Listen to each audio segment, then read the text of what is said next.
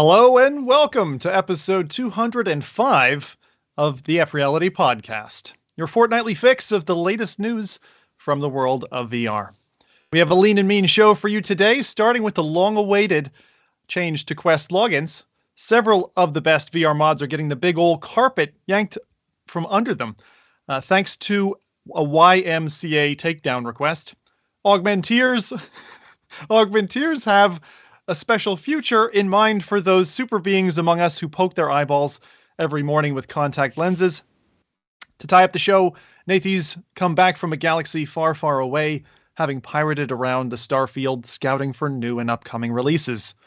And it's time we got this VR wife swap started, and hey, no Mike today, so mark chaotic evil on your character sheets, and let's roll the dice on this fine episode. For now, let me introduce the three musketeers and find out what kinds of debauchery they've been up to this week. Do let us know what you've been playing in chat so we can touch on your highlights too. First up, he's the guy who beat up Bill Nye in the parking lot behind CERN and who roller skates with Carl Sagan's corpse at Christmas, all in the name of science. It's Monsieur Rowdelicious. How's my life, my man? Oh, I'm doing fantastic, and after that intro, I'm doing even better.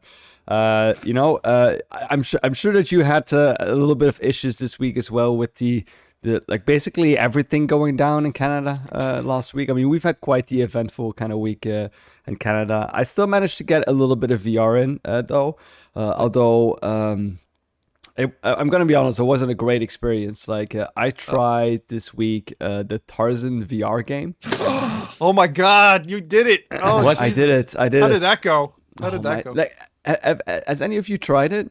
This is the comic book adventure that's broken into 3 parts, right? Yeah. So I didn't know that. Like, so has any of you tried it? Like actually played it? No, I steered clear of that one. Okay. It did have a nice trailer though. The trailer was amazing, right? And there are well, I mean, let's start with the good part. Okay. There's not much to say, I think, but I do like the graphics, like the graphical style of it and the environment. It feels awesome. Like it's like that cell shaded kind of thing that you have. Like I went into this game expecting nothing, and I got that, and I thought that was kind of cool. Also, the swinging from like the different vines feels kind of cool to do that, you know, the Tarzan thing. And that's kind of it. Like even the intro I found like very confusing when I went into the game, because I had no idea that it was like broken in different parts and I had to select the parts. So the first 20 minutes, because you load on this beach and like there's no instructions except for like, you know, walk, like this is, you do this to walk or like do this to swim, whatever. So the first 20 minutes, after 3 minutes I died in the, like I wasn't in the game, was in the intro, like the main menu basically. I died because I got eaten by a shark, which I didn't know was a thing.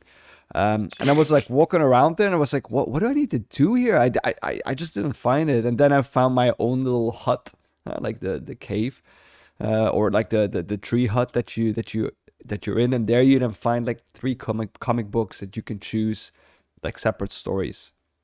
Now, the audio in this game is, I think, one of the worst that I've seen in any game ever done. Like voiceovers or the actual sounds, like everything. The sound design? Like the sound design, the voiceovers are distorted. Like the gain is too high. I can hear the crackling. They're also clearly using different mics. So I think these are people that have recorded it in their own environment. So like you can clearly, there's no really spatial audio going on either. So it's like, it just like, you know, you hear someone talking in your, like a microphone, like you hear it. There's no real spatial audio. They were in the jungle. Yeah, they were somewhere in the jungle, in the leaves, yeah, okay. but you know, they're standing in front of you, but it sounds like they're in a house from everywhere. Yeah. And then, like, I mean, also the voice of Tarzan, like, I mean, maybe I recall this correctly, but I didn't recall him having this like strong like American accent, or like that he was like attaboy, like, you know, saying stuff like that. And I was like, wait a minute, like this doesn't make any sense. Like he was very eloquent with his speech, and I thought Tarzan was always a little bit like, you know, me Tarzan, you Jane, like, and the apes, they do speak like that. So the apes do that, but yeah, I mean, the weird part is, and I found that very funny, was that when those gorillas run, they run like humans, and I don't know why they've done that. Because normally when a gorilla runs, they run like 4 feet, right? But these were like full on like Tom Cruise sprinting, like they even teach you how to do it, like move your arms like me to sprint fast, and then you and then you need to do like this, like you use your hands, and you see a gorilla sprint like that. I was like, it looked really weird. While the humans, they when they run, it looks off. Like I don't know, their joints are going like everywhere. Like it's weird. It's very weird. The story, I mean, like I had to. The first book was like, it started like this: go and get some coconuts for that's the first for Jane. Chapter. That was the first chapter, and you get a few coconuts, and then Jane gets like kidnapped, and you need to go and rescue Jane. And it felt like I was playing a mobile game. That makes me immediately excited for the saddest reason, because I remember the really old school, like, I don't know, 60s or something, like Tarzan film. And of course, Jane's got like the coconut bra thing. So I'm just imagining that not bowls of soup, but she's going to go make herself some clothes or something like that. But. Yeah. I mean, the game itself, like, I mean, what drew you to this? Like, was it just the kind of the weirdness of it? Like, I mean, because thought it'd be kooky. I felt like this got a little bit pushed by Oculus in the beginning, right? With the trailer that they made. So I was like, oh, and then they put their name on it, and like it has this flashy intro. So I don't know, like this kind of like makes it look like it's a good example of what the state of VR currently is. There's just not. True. There's just like if this is the content that they're pushing out now, then I mean it's horrible. Like this is really bad. We need more good content. About quality control as well, where they kind of lower the quality control to a point of, okay, we think we can actually push this out and get away with it. Yeah, I mean, I would play this game probably, for like 20 minutes or something like that. Oh, yeah. I don't know. It feels like a mobile game that you play while you're sitting on a toilet. Like Planet of the Apes or this? Like which one? Planet of the Apes was way better. Oh God, that's not good. So not even getting eaten by the shark, that wasn't fun? Because it just blacks. Like you see a shark and then it's black screen. You expect to get digested in VR, like a whole simulation. Dude, that'd be so fun. I would do that. I'd go for that ride. Like Pinocchio, you can actually escape out of the shark again, right? The Planet of the Apes one at least still had like a storyline to go through, but this was like, and the worst part was like you had to go and save Jane. But Jane was kidnapped in a helicopter, and my immediate thought was like, well, I mean, she's gone, like, just go and find a new one, like, there's no way. But a helicopter doesn't fly away, like, it just like keeps on hovering over the leaves. Make sure he doesn't get us. Make sure he doesn't get us. I'm like, dude, just fly away. I'll never be able to get you. I swing on vines, like I'm never gonna reach a helicopter. So the interesting part is that there was a developer who worked on another game. I can't remember it, but it was a World of Warcraft dude, and he made a game on its own, and it was really cool. And he joined Funhouse, I think, to make this. I don't remember what it was, but anyways, now they got a new game coming, right? The Twilight Zone. Oh yes. And there is a trailer out, again, a mixed reality trailer. And I think last week or the week before that, I said, like, I have a bad feeling about this game, and not because of Tarzan, but looking at this new trailer, it seems like they're kind of repeating the same simplistic way of making VR games. And like if you kind of like mess up your first game, then you do need to win back trust to so it's fair to think like, okay, is this gonna be another like Tarzan thing? And every time they seem to go for an IP that is just out there for free, because Tarzan, you don't have to buy it from Disney or anything. Tarzan is like that old. Same for Pinocchio and some others. You can just pick those up. Like we could now start making our own Pinocchio podcast, and no one is gonna stop us from copyright because it's free for everyone to use it. You see what I mean? So we'll run that later, right? I saw that PD said in the chat that the PC version of Tarzan is the better version and is done by a different team. So, I mean, I played, I think, at least the PC version because I downloaded it from the Oculus store. Not from you must have. You must have. From the Meta store, whatever. So, the Quest game is apparently even worse then. But, I mean, like maybe I'm being like too critical, but I'm just so fed up with playing these kind of like VR. I want to try new stuff. I want to play things that entice me, that make me excited to go into VR, and stuff like this. I think it's fun when you first get your headset and you play VR and you say, "Oh man, it's so cool." I'm like, and if you're a Tarzan fan or whatever, like, and you can swing on the vines and like, Those I mean, exist? that is awesome. I don't know, I maybe. think it's cool, but for like someone who's a seasoned VR user who has done things like Lone Echo, who has done things like, I don't know, Asgard's Wrath or Walking Dead Saints and Sinners, Pistol Whip, Beat Saber, all those really, really good titles that sell VR. We need more of those, and that takes time. And I'm okay with waiting, but in the meantime, all this crap comes out, and I'm done with that stuff. Like, but that's the thing. That's why, and this like indirectly affects people like selling their headsets in the long run, or maybe putting them on the shelf, not using them anymore. But I think there are like titles coming out here and there. Yeah, like the last 2 years are like very dry. But it's also the inconsistency of when titles are coming out. I mean, it doesn't help that you play Tarzan VR in January, then you get 3 awesome games in February, and then you get another Tarzan game in March, and then you constantly hop from wow, I'm totally immersed again. I love VR to like I'm like playing a turd again, and it's completely. It's a great moment to kind of go back and revisit stuff. That's kind of what I've been doing. Like things where you're like, I wish I'd beaten that game, or I'd love to play that now that I've got a better machine, but like 2-3 years later. So like, I mean, even Alex, like I played that on not the best rig. I think it was a 1080 that I ran at that time, and it's like I'd love to kind of do that whole thing again. And that's true for so many titles now. So I find myself doing that half the time. But I take your point, Rowdy, and I just wonder if a little bit of that is that you're just a higher level ape, and you're just sat there brain shaming Tarzan for being a little ugly. I'm an ape all the way through, all the way through. Right. Well, on to the other one.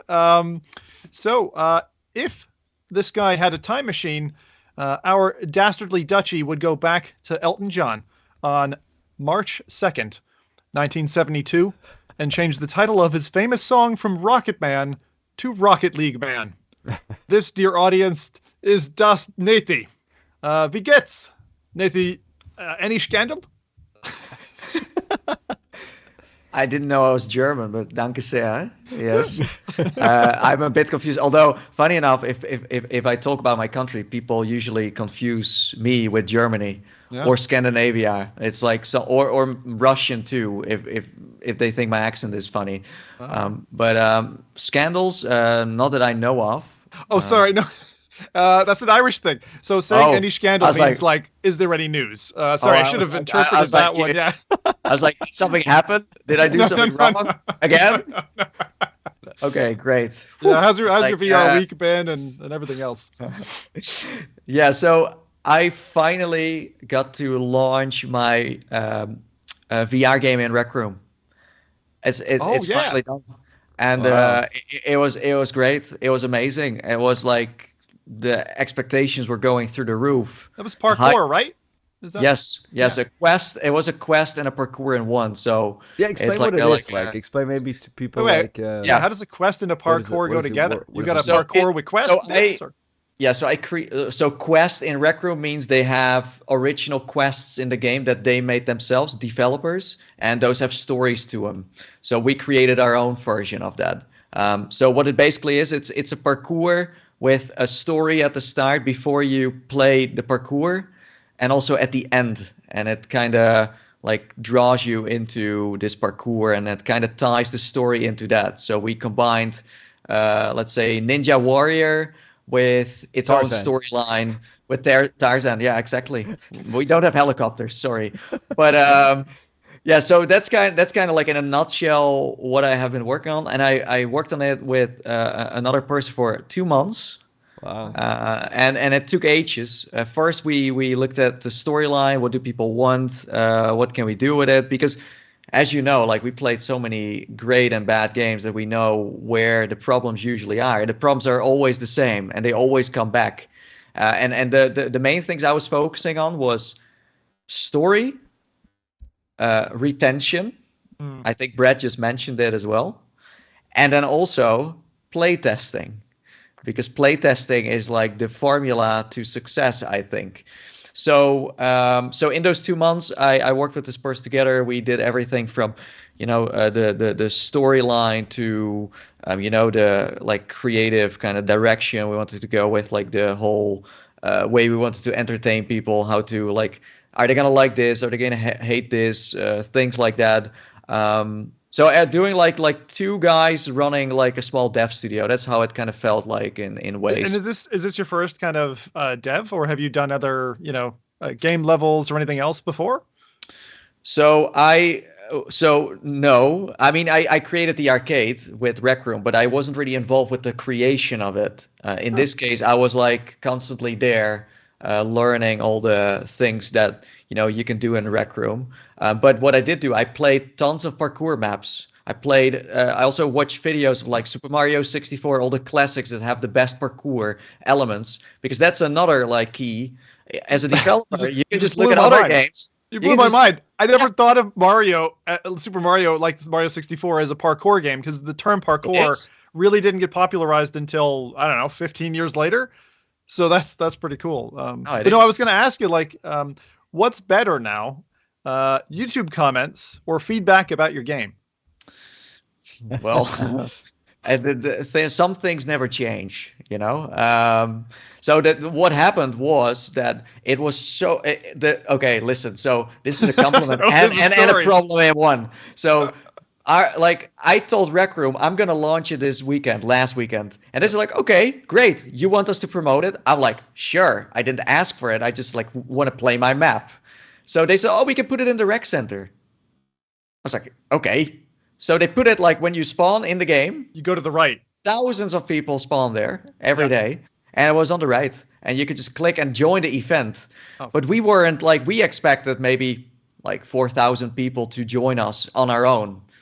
That was our expectation. But then Rec Room came in, and it grew to 30,000 people. Holy. Wow. And we were two of us, and we were also going to like broadcast this event in the game. So what that means is that I am in one room. And then when people join another room, because a room can only have 40 players inside, but they have a mirror system that clones the rooms. So you can see me in every room.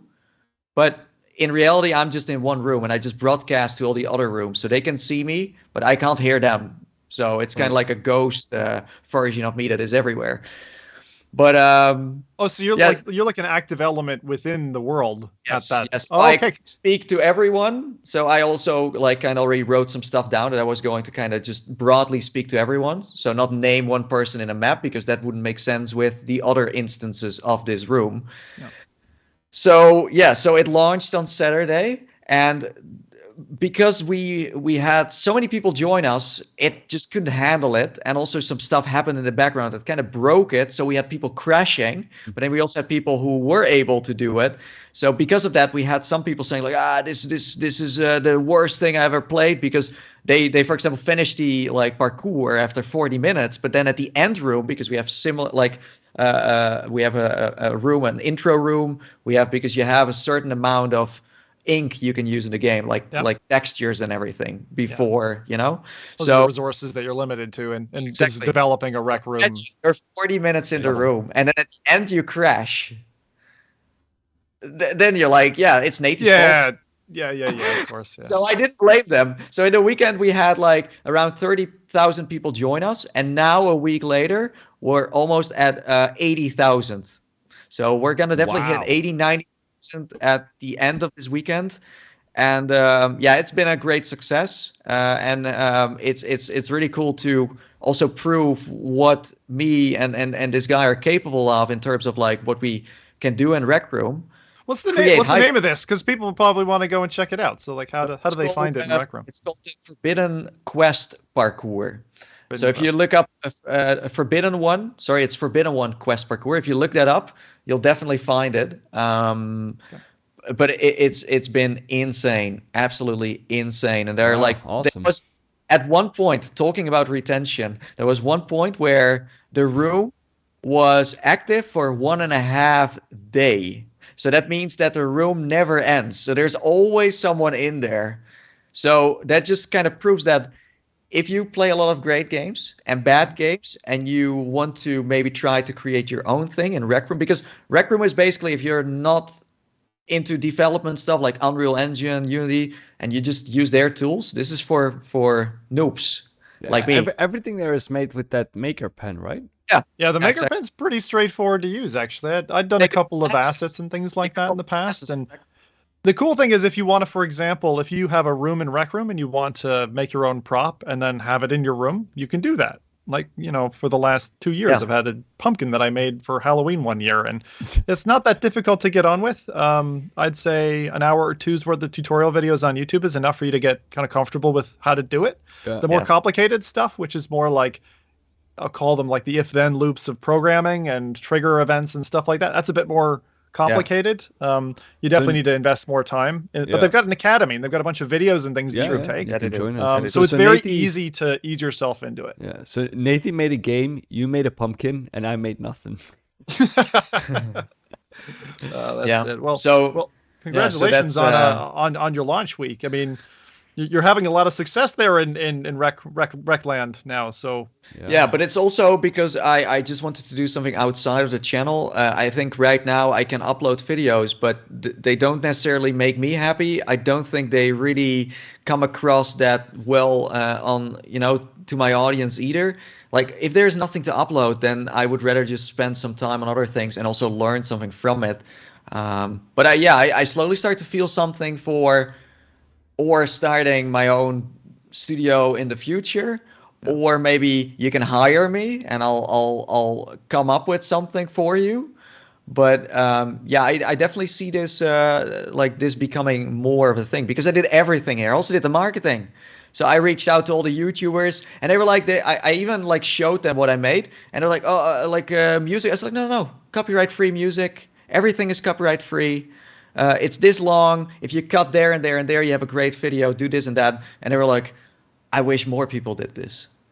It's just like someone understands the market. That's the whole thing. But again, like, I don't know if I have like time every like 2 months to build something like this, but it was really fun for sure. Yeah, very good. It's always good to kind of do something different, change it up, all that kind of stuff. I'll tell you what, I give you a minute here. Go take a look at what chat's been up to. Chat, if you haven't yet told us what was your highlight of the week, what you've been up to, let Nathy and Rowdy know in chat. And meanwhile, if you're puzzled why Zim is hosting today, well, it's because this world is stumbling, and with no organized government to speak of, the most vile specimens from the skooma sewers running under the internet have usurped the reins of your VR entertainment.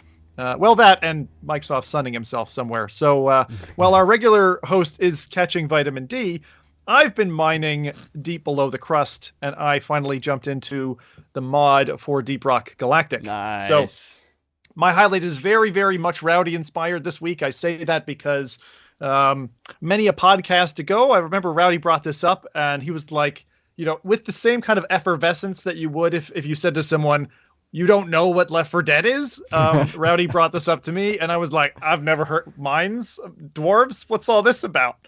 And then I saw the little tag phrase, the catch line, which is darkness, danger, dwarves. And I was like immediately smitten by that. I tried it out, got it, played it in flat for a little while, and was like, damn, this is really good. Because we heard really early on. You got like multiple copies for your entire family, right? Oh yeah, 4. Yeah, I bought 4 copies. And my kids and I were all like level, I don't know, 20 something, and we play with a dude who's got like 2,000 hours, who's an old gaming buddy of mine from Finland. And he plays with me and the kids, and it's just such a blast. Like all the different missions, the various classes, you get to mine, collect gems, take down big bosses, robots, aliens. Like, it's pretty cool. But the VR mod, coolest part about it, as someone who's put plenty an hour into really like rootkitting Skyrim, if you want to call it that, the modding here is easy. It's really easy. It's like 10 to 15 minutes. I'd say if you're really keen, like you'd get it done in 10.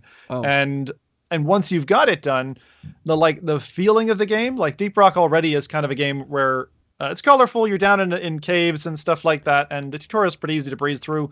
But like the VR mod gives me a very, very different feeling than the flat game, and I wasn't expecting that. It's a little bit more like atmospheric, and I say that in like you feel like you're sat in a cave and you hear the ambience. The lighting is a lot more impressive.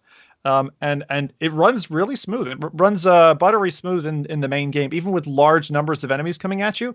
And I thought it would be scary.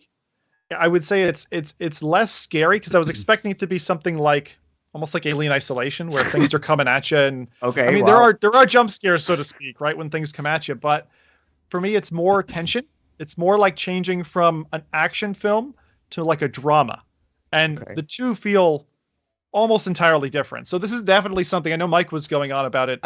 Yeah. But I Cap, was before we go. thinking like a VR game with this would always be more like, you know, like Starship Troopers, Yeah. the movie. That's what I would imagine. That's how it would feel like.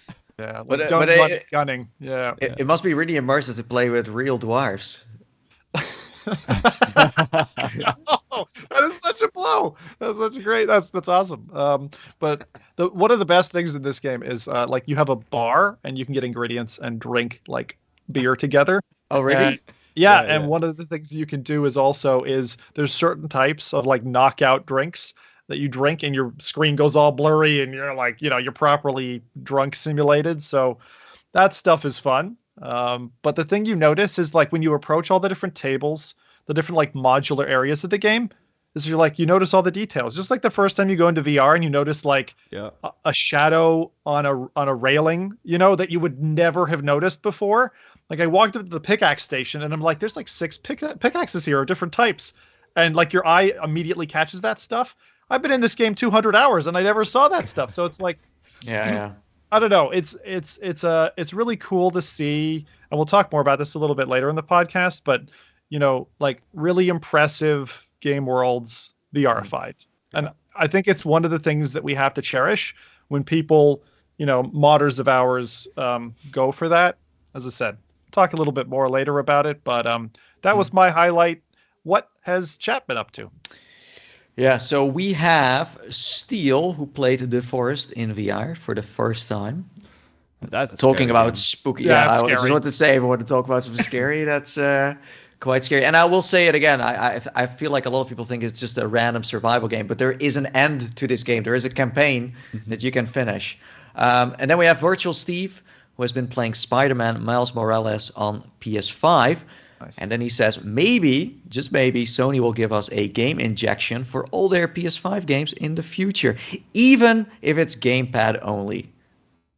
Have they done anything like that before? I'm not much of a PlayStation guy. Before PSVR, I didn't own a PlayStation, but have they Neither. done that before for other emulation layers? Like, did they do the equivalent of like Nintendo bringing back old games? I know they did like a streaming capability for old games, but have they done that before? Previous iterations of their own device, of course, like PS2 and PS3, and then PS3 and PS4. Like No, they haven't. Yeah, they haven't really done the VR thing. I mean, the closest we got, but that was with Nintendo, where they brought a part of Mario Odyssey to VR, and you could play that. But that was like, it wasn't even like a part of the game, but it was. not but it specific did to give VR. you. but like Yeah, but it their- did- But like, have they like done that previous- emulation layer? Like, have they ported Yeah, okay. their own like PS2 game so you could play it on PS4? I don't. Nothing official, nothing official. But I do know, like, if you played an emulator before, if they would kind of like, for example, like I would love to play Sly Raccoon, or Sly Cooper. Sorry, Sly Cooper. I was gonna say I've never heard of Sly Raccoon. Sly Raccoon. Sounds good, though. Guardians of the Galaxy style. But Yeah. no, but there are like a lot of games, and also Crash Bandicoot, for example. There are like so many that would work really well with just like a gamepad, and you could look at it. So I do think there's a future for that, but yeah, nothing official yet. But if you got to experience it, there's no way back. It's really fun. Anything else in chat there? Yeah, so we have Space Denise, who has been playing Deep Rock Galactic as well. Did you see a dwarf named Space Denise? Not that I recollect. No, there were two lads who jumped in with me from the audience as well who played, and they were awesome at the game. Like we totally got owned by what's called a dreadnought in the game at one point, but Right. no Denise. Okay, and then last but not least, we have Third Shifter, who played Population 1 and Walkabout, and then he says, can't wait for the new course, because yeah. there is one coming, right? Yeah. Yep. Absolutely, the Henson style one. Can't wait for that. Very good. Well, chat, strap in. It's time for the news. All right. Well, before we spelunk our way into the news caverns, let me thank our longtime moderator, Paradise DK, for spotting me a copy of his new album, AI. He used to do music in the 90s, actually. It's an EDM dance album. I personally found it to be energetic and helpful for concentration while prepping for today's show, so thought I'd just give him a quick shout out. The new music is available on Bandcamp. Just search for Paradise DK and look for an Orifist alien wearing a VR headset. Obviously, he's been down the dwarvy mines of Midjourney, just like I have. That is a deep hole. All that AI created art stuff. Have you guys been playing with that at all? I think Nathan, you have a little bit. I did play with another one, yes. I think I created Darth Vader playing Beat Saber. I also tried to merge the Quest with the new PlayStation VR 2, but for some reason those don't go well together. Maybe that's a sign for the future. I don't know. Was it Dolly that you were using? Yeah. Okay. I haven't used that one. How do you also get access to that? Llamas using VR, also great one. I think it's just a website. Just look it up, and then LLE, and then you end up on this website. You just type in whatever you want, and then so it's more open access than Midjourney, because Midjourney was like a month's wait to get access to their Discord. You could even like say Mike on podcast again, and suddenly he shows up and it looks real. I have worked before with because they're I think they're generative adversarial neural networks that allow you to indeed do these kind of things. They do that with all kinds of things. They do it with movie scripts, for example, that you can like give them an idea and they'll write a movie script about it. Or they do it with music. It's very popular now as well, where you have, for example, piano pieces that are now being written by AI networks, and indeed with imaging. A favorite of mine is, I think, this person does not exist, or this face does not exist, which is a website where you go into and it shows you images of people that are generated by these GAN networks, these GAN networks. It's really interesting because no doubt it's somewhat associated with the other news. I don't know if you guys heard this, like Elon Musk trying to pull out of the Twitter deal because of the fake bot percentage or whatever. Like Twitter's saying, oh, it's less than 5%, and he's like, show me. And apparently they weren't able to show him. So now he's like, I'm pulling out. And the funny thing is, if they terminate the agreement, it's like $1 billion on the table for not going ahead with the deal. So God, playing Monopoly at that level is really interesting, isn't it? It's very lucrative. Sure. So anyway, that guy, bit of that. Something else. Yeah, I know, but we're gonna have to see how the world turns. Very interesting these last few weeks. The world's got a lot of interesting news articles out there, let alone the Canadian internet burning down. So also don't Google my country. It's not gonna go well. Yeah, another one that's burning. Exactly. Okay, so let's hop into the news then. So first one off, we're gonna bid well to Eve Valkyrie. So on July 4th, Eve Valkyrie's Twitter account stated, "We have begun the process of discontinuing support for Eve Valkyrie. The game will continue to be playable with our servers remaining active until Friday 5th, August 2022. After that date, customer support for Eve Valkyrie will no longer be provided." Eve Valkyrie was like a little window of VR, an early, like 2016 portal into the world of Eve Online from a developer called CCP. They were actually acquired by a Korea-based studio called Pearl Abyss for $425 million back in 2018. So we knew change was afoot. And they've set out a couple of tweets on this. This is definitely a darling for me, Eve Valkyrie. I loved starting off with this, especially if you watched Battlestar Galactica and then played Eve Valkyrie. Those two go like hand in hand. That's quite an old show now, but still a good one to go back. Also, flagship title for the Rift. It was, yeah, absolutely. And I think it was. I don't know. It was in the box, but I just remember, like, if I think about my Rift. My first consumer Rift, this is one of the games that I would definitely mention. Yeah, it was the first game alongside Poker VR at the time called Casino VR Poker that launched with Oculus Home's storefront.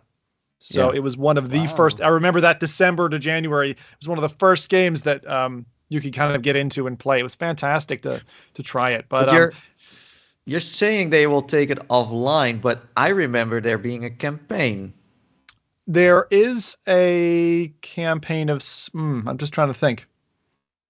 I think there is. I don't remember. There was a mode that was more like, I'll call it like Battlefield style, where it was push and pull objectives between two like motherships. I do remember that, but it's been a maybe it was the tutorial. I don't know, but I remember doing some like where you got out of the hand. That was like amazing. Like it made like this sound, like this electric sound, and it would push you out of the bay. I loved that. And then you saw these ships like next to each other, like suddenly warping in, like you were part of a Star Wars scale, right? That sense of like you're just a small ship amongst I like that. But that was just like that definitely that's one of the classics for sure. And I just remember like the Rift coming with the Xbox controller. This was before it got controllers, because the first Rift didn't launch with controllers. You had to buy them later on. And still, the professionals, this was one of the first like competitive VR esports, well before, Onward and things like that dropped. Yeah. This game was highly competitive. People were meeting in Iceland, to actually kind of group up on this. And there were people like,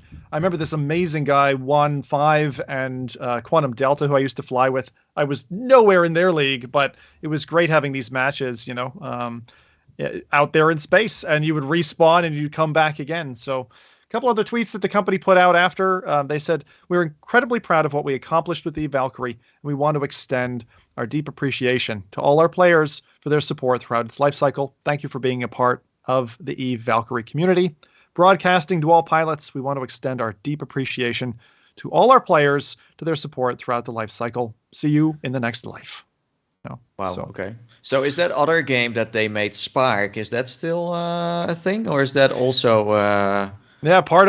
Well, this is exactly where I wanted to go next, which is like, what other VR games have we seen sunset since the rebirth, the dawn of VR, kind of 8 or 9 years ago? You'll remember, I think, Riggs, for example. Sony closed down Riggs's developer, Gorilla Cambridge, and that game, which involved like combat mechs, was a really hot title again early on in the PSVR launch. I think you liked it quite a bit, Nathan, right? That was a title that you were a fan of. And it was a part of like all the marketing stuff too. It was like every freaking where, but it had a very short life cycle. Very short. And another one of those titles that felt a little bit like it launched prematurely, and had it launched again, it would have a life. But because, again, if you scoop the dev part out of it, it's just not going to happen, right? Unless someone who owns the IP makes the decision to, take the code, open the books again, and port it. So that's the problem. Spark, right? That was the studio's first ever non-Eve title. I loved Spark. It was akin to like VR Racquetball, and the nearest implementation to that, I would say, is Racket NX, another kind of real sparkly, lovely looking, energetic, online game. But it was a 1 versus 1. It was on PSVR, later came to PC. Spark had a very short life. I think it lived about 6-8 months before it was basically shelved. Whether it's still playable now, if you had 2 copies of the game, I don't know. The other one is Space Junkies. Okay, we have this news as well. So Space Junkies, this is Ubisoft now. As of September 2022, that will be unplayable, given it's multiplayer only. But that's part of a 15-game shutdown that Ubisoft is doing. So non-VR games like Assassin's Creed, Tom Clancy, a few others, the multiplayer components of those games are being shuttered. So if you are an Ubisoft fan or have a lot of Ubisoft games, I would check out what's the close down. You might find your heart broken. I think that has been like the biggest like shutdown of all the games out there, and also the most expensive one. And the thing is, I think there's still more to come, right? I'm really surprised that Werewolves Within, also an Ubisoft title, wasn't among this pick, because that's another server-based multi-peer networking. What about Eagle Flight? Eagle Flight single player though, right? It's not. No, there is a multiplayer component. Yeah, but nowadays they also take games out of when they do still have a single player, and they just kind of take everything out. Same happened to Marvel Powers United. Yeah, it had a single player. You could play with AI, so you could have just let people play it if they really wanted to. I think what they end up doing is if multiplayer is tacked in, they oftentimes they like delist the game, pull it off the shelves, that type of thing. Speaking of delisting, we had, for example, Ubisoft's Star Trek Bridge Crew in February delisted from Steam and Oculus. What a great party game. but it hasn't yet been formally shut down. So again, I was surprised not to see it in the list of shutdowns for September. Yeah, that's the one that hits for me the most, I think, still, because I think that is still a great game. But the problem with those games, like, yes, like no one is really playing them anymore, but it's also like if you just market it a little bit more, you can just like blow, like, as you said, sometimes they need to relaunch. And relaunch doesn't sometimes mean shut it down and then like port it over to another platform. In this case, with this game, like if you spread it around, suddenly everyone is playing it again. You know, like this is kind of game that can just make that happen. Yeah, and another thing that I've seen work very well is scheduled events. When development studios put a little bit of resource, get their community manager to kind of, get up at a certain time. I remember the Casino VR guys did that very well. Like once every 3 days, there was going to be a scheduled tournament. And even though it was kind of Skeleton City for a little while, that would bring players back because they knew when and when and where to play.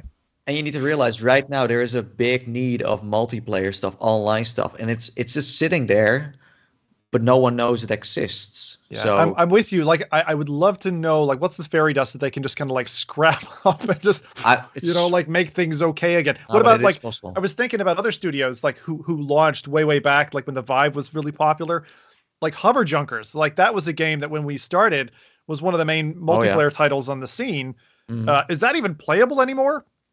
I assume so, but I don't know if it was reliant on central servers. I don't think so anymore, but I do know in Boneworks there are some hints towards that, like to their old game. But but that's happening a lot. It's happening a lot, and I think, as you said, it's going to happen even more and more. I'm sometimes surprised they have the servers online for that long. One of the things that I find like maybe the most damning, and this is for every platform out there at the moment, is aside from maybe Sony, who made that big store change that we reflected on about a year ago when we didn't know about PSVR 2 formally and things were really drying up on the PlayStation Store, they kind of said, okay, I'm not going to show you my latest releases. I'll just show you the greatest hits, right? In terms of the storefront. And the trouble with that, like that works very well for the first handshake that someone has a PSVR player, but say they want to find Static, for example. How will they know to even, run across that, or that a game like that even exists? It's very hard, even on, Oculus's very heavily curated store, to find a game that launched even 4 months ago. Like if it's not in the recently released, and this is the same problem that Rowdy faced, looking at, I'm sure, the Oculus storefront. You look at it, there's kind of a bunch of tripe, honestly, on there, a lot of filler, or titles that just, didn't do well for a good reason. And so they don't curate it as heavily, but then finding the real gems that are, 2, 3, 4 more years old. Yeah, but almost impossible. But Meta's marketing campaigns are very short-sighted. It's basically, okay, they remember it for a year, maybe, or if you're lucky, 6 months, and then they move on to their new games. Well, you've seen it with PlayStation. They were constantly bundling old games with new games, constantly combining them again, like almost presenting them as new, because they're constantly new people buying a headset. So for them, it will feel new. But if you, as you said, if you don't put it on the front store, then it never existed in the first place. Because most people on the Quest don't go to page 5. You know who does that really well? Steam. Steam does that brilliantly with their Steam summer sales, their winter sales. They really, really push all the games. Gave them 50% off, give them 75% off. The amount of games that I've picked up for like $2 to $6, and then I played fully. The Witcher 3, I bought that like a year ago. Like that's a game. When did that release initially? Skyrim is another one of those. But they have a very good algorithm, and I've said it before. I think like the Quest store is very like manually done. It's like they put whatever they want there. Like how many times did you see Beat Saber on the front page? Well, it's always the same games. Always the same games. Exactly. Always the same type of games. The same genre of games. Not even the curation or what the hell they put it up. But think about it. Like how many times have you been like hooked by that news pop-up that Steam does to say, here's 4 things that are at a discount, or there's a sale on all Bethesda games, or whatever it is. At the moment, Meta nor PlayStation have a good storefront hook. They do have their sales every so often, and that'll bait someone into buying something they already know about. But I agree with you. Representation of titles that are like an editor's choice, I think would be a good change just to start to help give levity to some of Plus- these older titles. Plus, I don't know about you all, but most of the games I bought, VR games I bought on Steam, were through a pancake screen.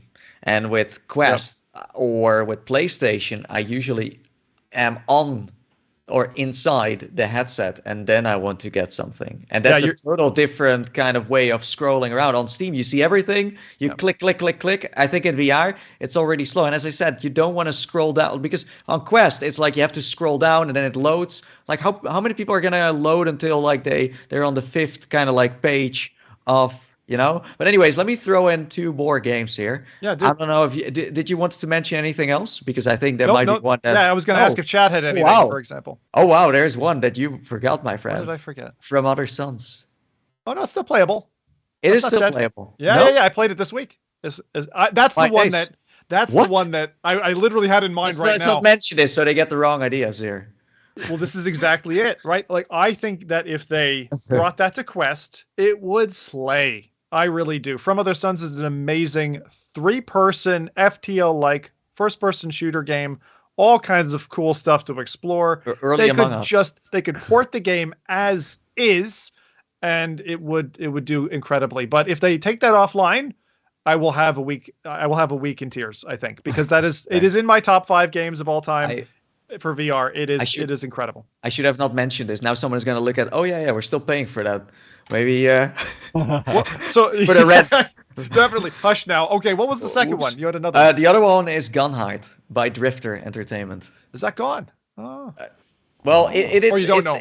It's not necessarily gone, but it's more dead than alive, and it's something you could relaunch for sure. So yeah, I think actually, if you think about a lot of these titles, you could have relaunched them. Some of them were just a mistake. I think for Space Junkies, they just kind of messed it up. That was so screwed up. The trouble was they brought it out for like 50 quid or something at launch. Yeah, it was really not good. And Rowdy, I mean, I'm thinking about you and your preferences. Would something like Brass Tactics coming back be of interest to you? I mean, I would really like more strategy games coming to not per se maybe Brass Tactics, but like just like a little bit of spin on that genre where you because with Brass Tactics you still had like the large, like you had to like move around places, but I would still like something that is played on a table. Really like that. Like, you remember Dragonfront?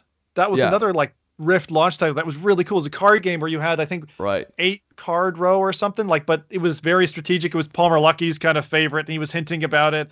I wonder if that's still playable. Yeah. Probably not. But those kind of things, I would like to actually see, like, tabletop games like being brought to life on like for example, like something like you guys both know I play a lot of Age of Empires, but like Age of Empires has a diamond or a square map actually that you play on that is fixed in size. And I think something like that would work really well as well if you just have like a giant map with like mountains and stuff like that, and you have little characters on there. Like, I know what I want. Awesome. Company of Heroes, man. I want Company of Heroes come to VR. That would be incredible. It's a World War II sim. If people don't know it, check it out. The first game was That's very nice. Or so Commandos, you remember that? But or Red Alert. Commandos, that works. But let's wrap this up with, I have the best example. So next month, Red Matter is coming out, Red Matter 2. So what do you do this month? You put it on a banner, so like, Red Matter 2 is coming, get ready or something. And then you put Red Matter 1 there, go play this first. Good recommendation. Yeah. And then everyone is happy. People are like, wow, now I'm prepared for the second game. It's a great game anyways. So there are so many ways to, like, there's also a day in the year, it's like Star Wars month. 25% put like off some Star Wars games there, put some Star Trek there. Like, there are certain days or months or whatever, and you can just bring things back. It's not that hard. Or put them together in a bundle already. You put them together in a bundle, and you get like early access or whatever. Like, you get like a quick release or like something like that, pre-download. Yeah, like the 1 and 2. Yeah, I like that idea as well. A nice package to get you ready. So again, that's a great note that we've got coming in August, the second version. And Red Matter 2 is meant to be a real looker. So I'm looking forward to seeing that. We've seen bits and pieces. This is a good place for us to segue then into one of the main topics, which is no more Facebook logins on Quest. Certainly big news that dropped this week, particularly because, sometimes when we've had, I'll say Facebook or Meta make an announcement, it's often taken them a long time to get around to following through on what they've said. So this actually follows their 2021 Connect statements about removing mandatory Facebook logins.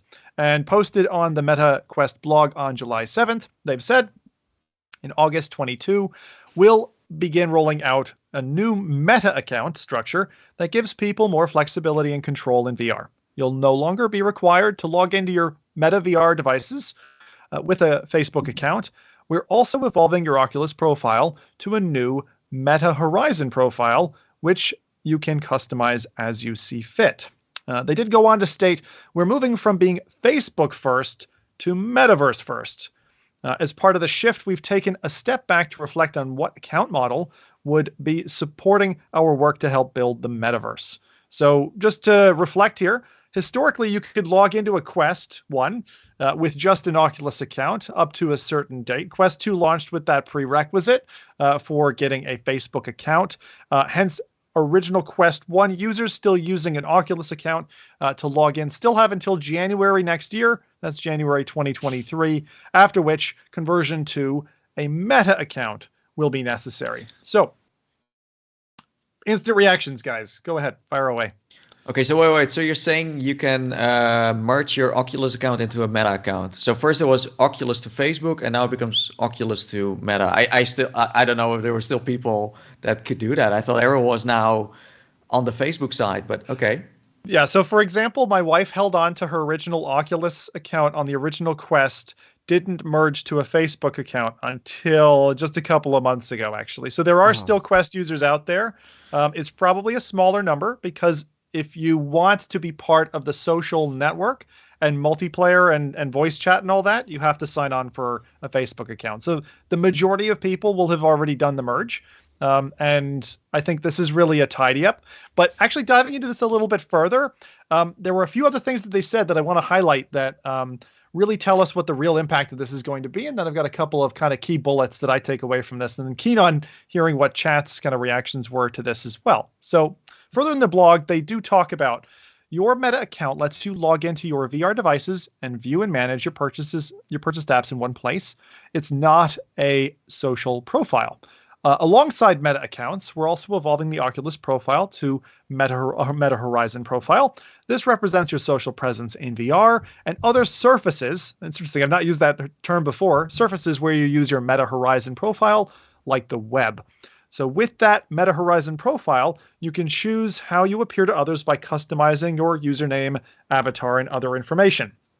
This is the part where I find it gets really interesting, because they say, because the Oculus profile now is also going, that which we've been using now for many years, you can customize how you appear to others. You can show up as a gamer or as your buttoned up 9-to-5 persona. So no longer do you get dragged into bringing your Facebook profile as your gamer personality. I think they really listened to the community on that one. That's good. Yeah, but it didn't work because you had two audiences there and they were living next to each other. So merging them is definitely going to... And there's legalities behind that as well, which I'll just touch on in a moment. So you can pick how you do and don't appear to others by choosing your Meta Horizons profile username. So for instance, I could be Zimtalk5 versus my profile name on a Facebook account, which would be my real name, your profile photo, avatar, and more. And those things are interesting. So in terms of the direct impacts of this stuff, let's just review the kind of basic bullet points here. First off, it's the same company, right? Like this, I know I had my hopes. Same company, yeah, it is the same company. I had my hopes that, like many surfaces on the web, I would be able to log in, let's say, with my Twitter profile or Google or something else, right, to allow me in to kind of authenticate in with a different profile. That so far is not the case. This is just really trading one for another. But you can be a different name than you are on Facebook. And this wasn't stated explicitly, but this may be an inherent message. There's no link to your social account. So if you go be bad guy or girl and you're naughty enough on Facebook to get that taken down, I would presume that perhaps that doesn't risk immediately your library. However, right, with the anonymity of the two profiles, I do wonder, same parent company, if they think you're a bad actor on one side, are they still going to sting you on the other? That they haven't, as far as I've read, they haven't confirmed. I have never heard someone getting, for example, banned on Instagram and also get banned on Facebook. But then again, if you have a Meta account and you do something stupid, then you could still get banned on that account and lose your stuff, right? I don't think that's like, I heard people say that suddenly that problem was gone. Yeah, but I'm on not every convinced. platform, if you don't behave, it doesn't matter what kind of account type it is, you will get banned. So. I mean, Yeah, I think you're typically still what they have risking for your these library kind of- to an extent. What do you think, Rowdy? What do you think? Which way they're going to go with this? Typically what they have for these kind of things is that I mean, I'm not an expert on this, but I don't think that they're legally allowed to share information, even if they're the same company. I think because they're different entities, especially in Europe with those GDPR rules where you're not allowed to store any Bingo. more data for any longer period of time that is absolutely necessary. I am fairly positive on the fact that information between those two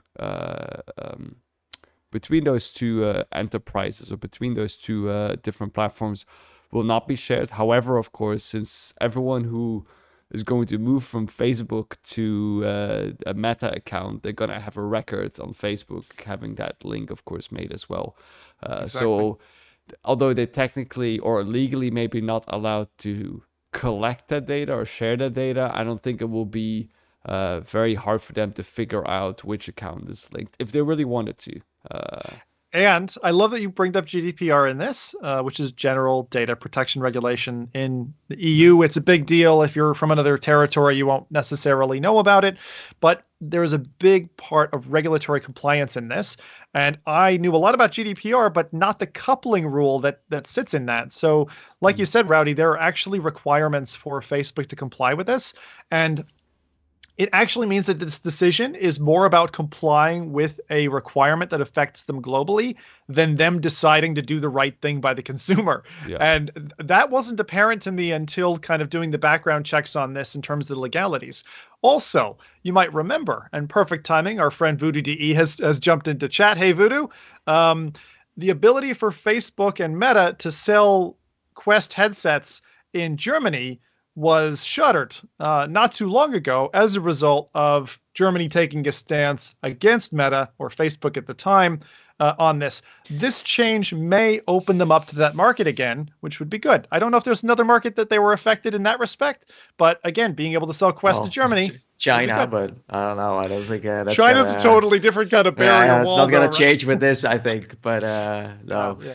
But No, it's very interesting for sure. But I found the reactions overall, like people are very happy. And I'm also happy because I think telling people in general that if you buy this headset now, you don't have to mention Facebook anymore. Yeah. But on the other end, it's like, are people living in a VR bubble where they don't get it? It's still the same company and they just come up with a new account. And if you fill in your name again or something else, they can, they can maybe link it again to your... It's equivalent. I don't know, it's like equivalent of an Oculus account, right? If you think about it, because basically you've got an account. If you think you got your wait, let me say it this way: if you think you got your privacy back, no, that's nonsense. That's nonsense. I don't think so. No. Well, I agree with you there. Like technically, since they're separate accounts and they're separate companies, I think legally you're going to go the not should allowed to keep that data. Yeah, legally. But legally, they shouldn't. That's all I'll say with what I've seen of merging data. The other thing about this that I think is the undercurrent that a lot of people I think are missing, or maybe I'm projecting the future, and this is perhaps not a certainty. To me, this is really simple, especially in their messaging recently. Meta is setting up to shift their business model from pure advertising to digital goods.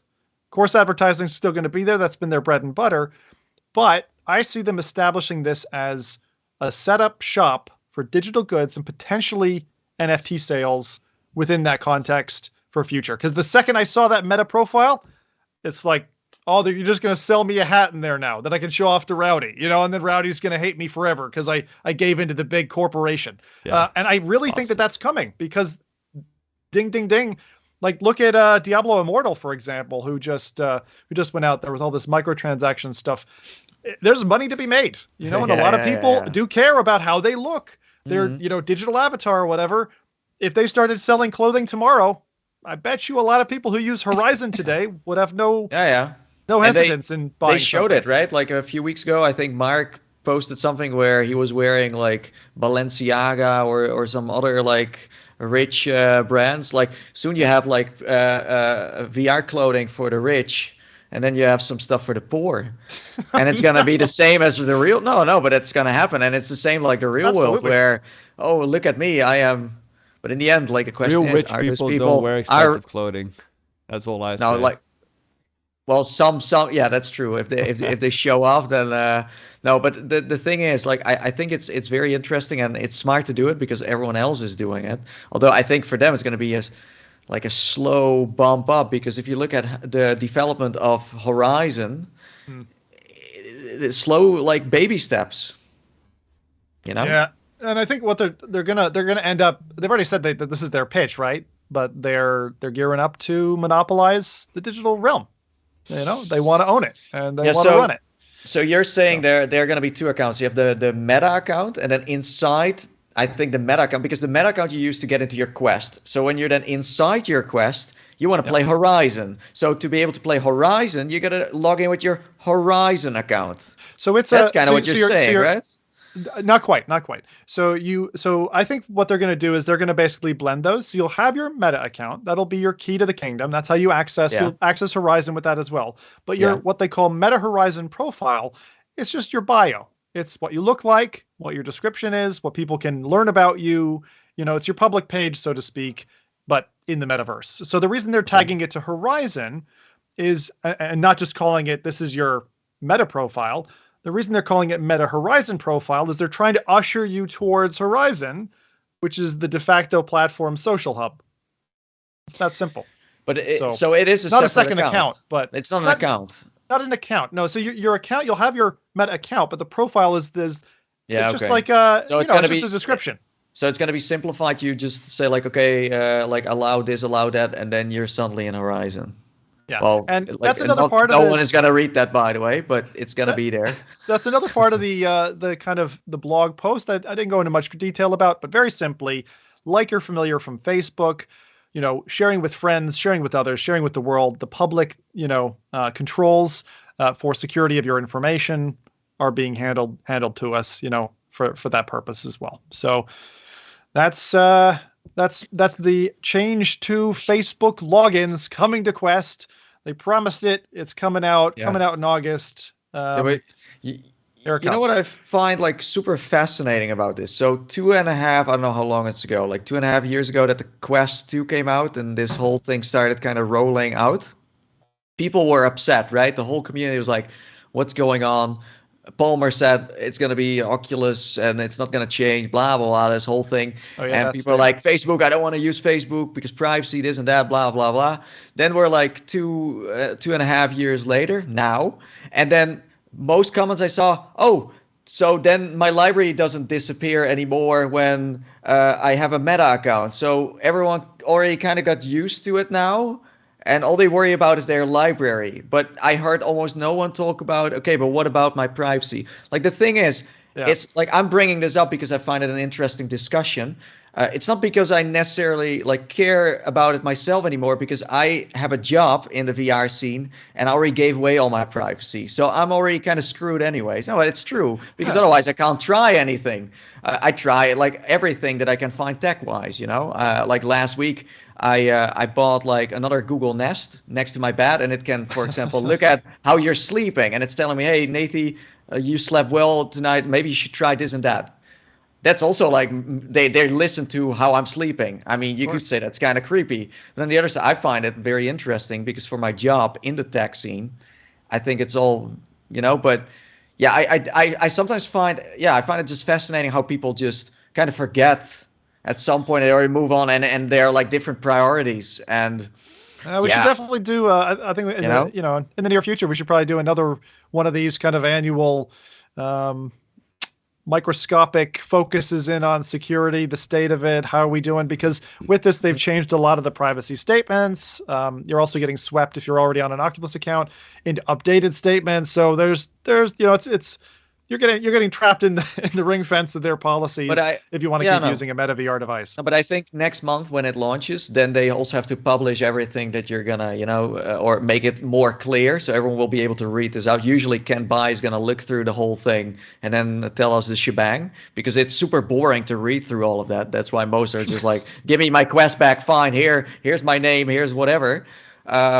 But yeah, I like next month. I do think it's going to be interesting to see what is actually happening on the backside when you make a Meta account. Yeah. Okay. So I think a lot of that has been just published along with this, so they should be accessible for people who like to go through the literature. Yeah. But it is a long read if you want to do that. Yeah, I'm sure. The other thing that I noticed, because for those of us who have a developer account in addition to a standard user account, there were separate mails that came out with slight differences, actually. A lot more detail in the developer ones. So if you were already signed up for access to SideQuest, for instance, you'll notice that email looked a little bit different.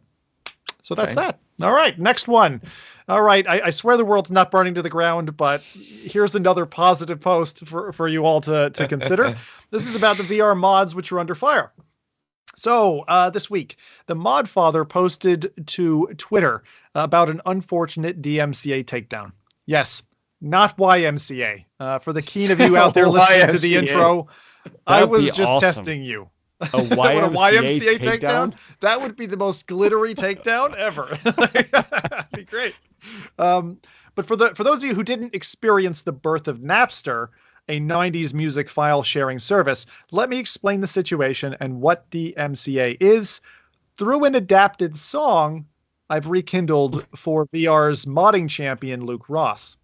Okay? I'm not going to sing it. I'm just going to say it. Okay? So wait. Before we get into, so you guys are like the Napster boys. I'm more like a LimeWire boy. I'm from a different generation. So let's just kind of make that clear. I think I'm LimeWire too, actually. Yeah, LimeWire. Okay. Sorry, Sam. Oh no, Jim. I was definitely there with Napster. I'm not saying anything more than that. Anyway. All right. So, young man, there's no need to feel down. I said, young man, pick your headset off the ground. I said, young man, because you're in Hollowtown. There's no need to be unhappy. Young man, there's a place you can go. I said, young man, when you're short on your dough. You can stay there, and I'm sure you will find many ways to have a good time. They have everything for VR nuts to enjoy. You can hang out inside AAA Joys. You can get yourself clean. You can have a good meal. You can do whatever you feel. It sucks to receive a DMCA. It sucks to receive a DMCA. There you go. There's my rendition. So that's so now to tell you what a DMCA actually is. All right. So this is the fun stuff. So a little bit of education for you for those who are interested. DMCA, or Digital Millennium Copyright Act, originated to comply with two treaties passed by the World Intellectual Property Organization in 1996 that dealt with the nature of copyright and modern information systems such as the internet.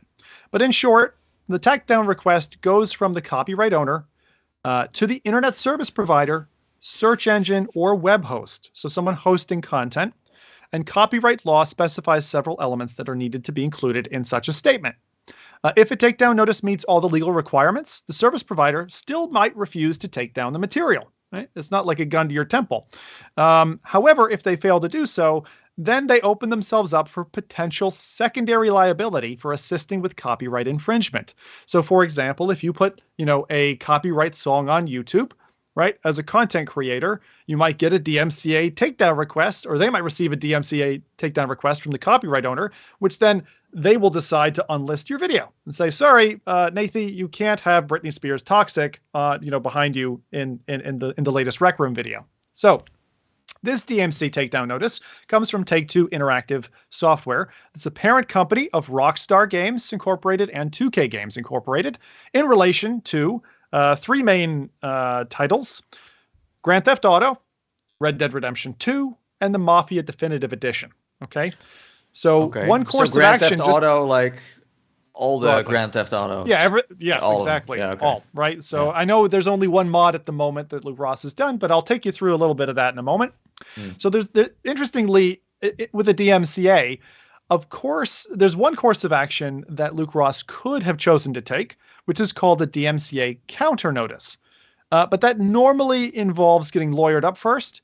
And he already stated, as the timer was ticking down, that he wasn't interested in getting involved in a legal battle, which I think is smart for a single dev, right?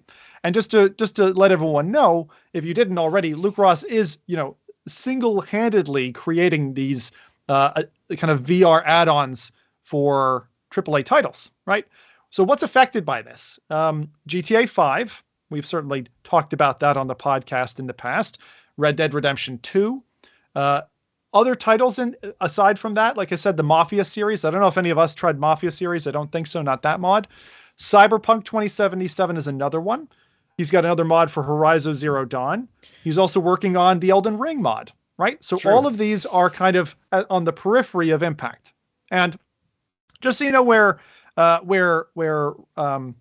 Luke is currently standing, right? He's got more than 2,000 people with a Patreon and a paywall, essentially, who are paying him $10 a month to get access to the latest version of his mods. Now, you still have to buy a copy of the game, right? But he's currently, Luke is earning about 10 grand a month, right, from this Patreon, and he's public about that. I think it was 20 grand. Yeah. Okay. All right. 2,000 people, $10. Yeah. Well, I'm not. This is the net amount, or this is not the gross amount. So this is after taxes and things are taken away. Okay. So in an interview with Mixed News, Luke had said his agenda is simple. He wants to restore the belief of consumers and developers that VR is possible right here, right now.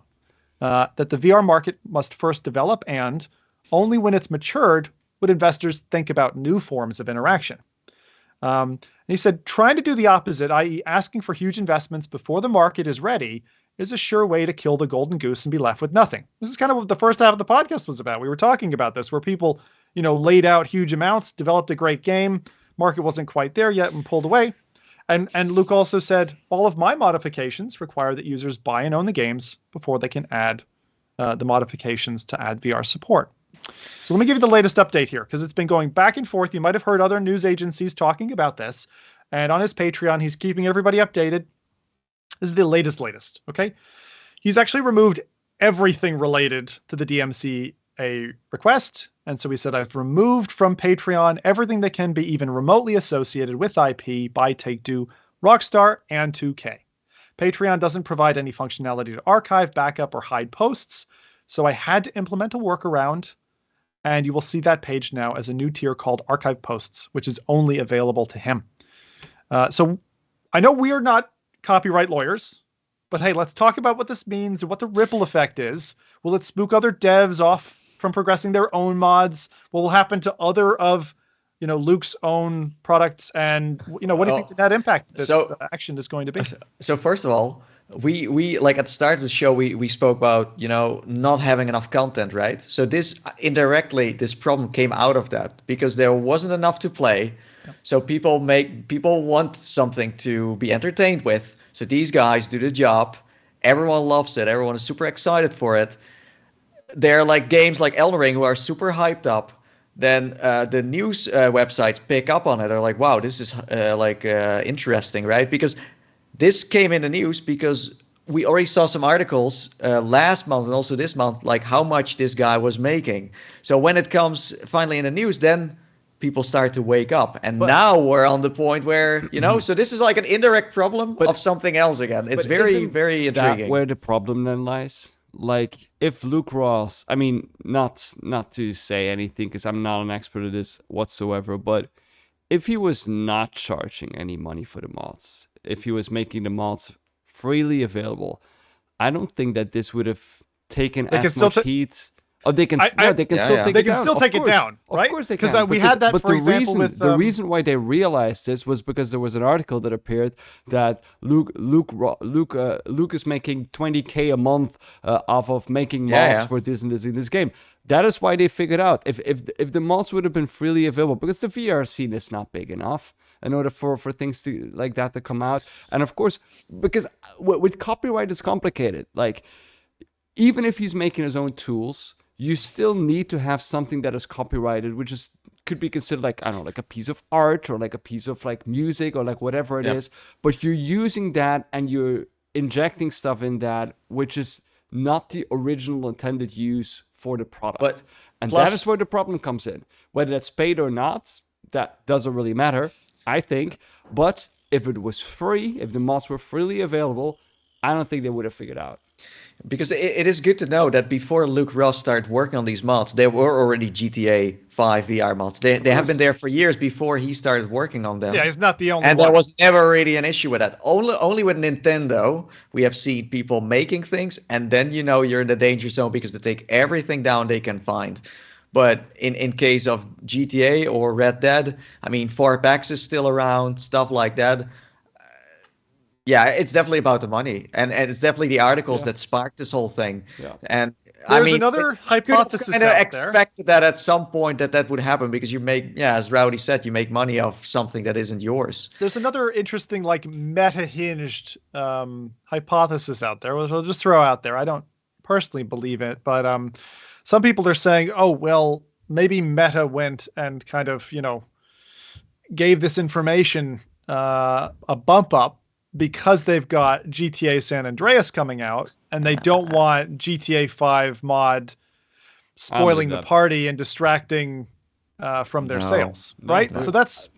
I don't believe that just because of the basic reason that Meta wants you to be playing with their VR games, whether that is on Steam, whether that is on Oculus Store, whether that is through mods, as long as the headsets are being used and being shared, and people can see online, oh, look, you can go into Red Dead Redemption in VR, that will just bump Quest sales.